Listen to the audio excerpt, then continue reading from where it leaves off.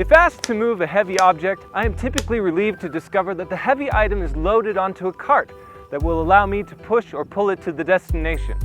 Such relief comes knowing that my back will avoid having to strain under the forces associated with lifting and carrying heavy loads.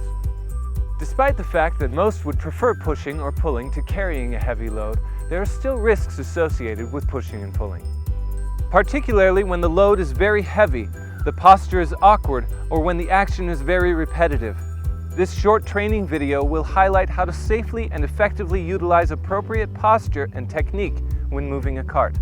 First, in general, pushing is preferable to pulling.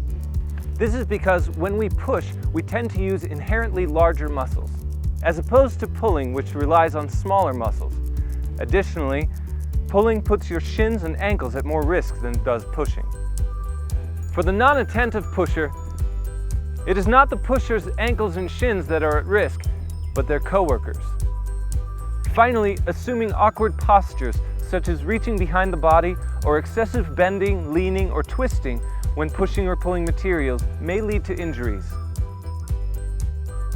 Next, it is important to understand that the position that we use to push or pull determines how the forces associated with that activity will be transmitted to our bodies. OSHA teaches that there is a power zone for pushing and pulling that is fairly equivalent to baseball's strike zone. This extends from the mid-chest height through the mid-thigh height. When handles are adjustable, the height should be adjusted to sit within this zone, ideally between the elbow and hip height. Pulling handles are ideally located between hip and mid-thigh.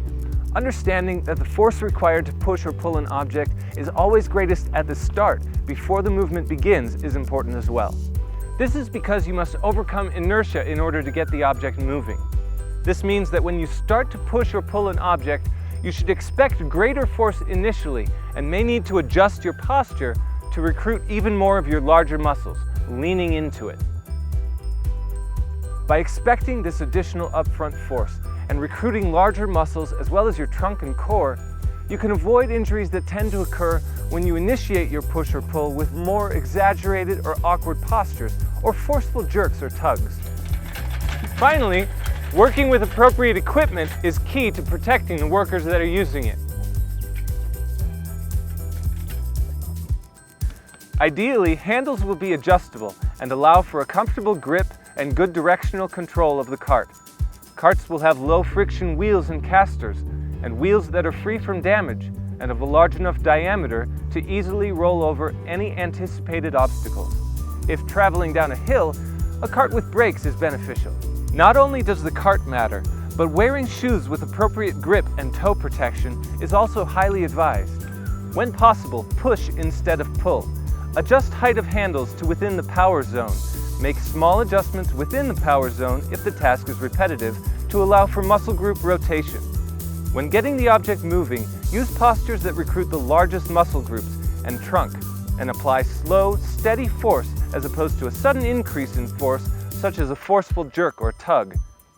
Use proper equipment and regularly inspect equipment to ensure safe operation.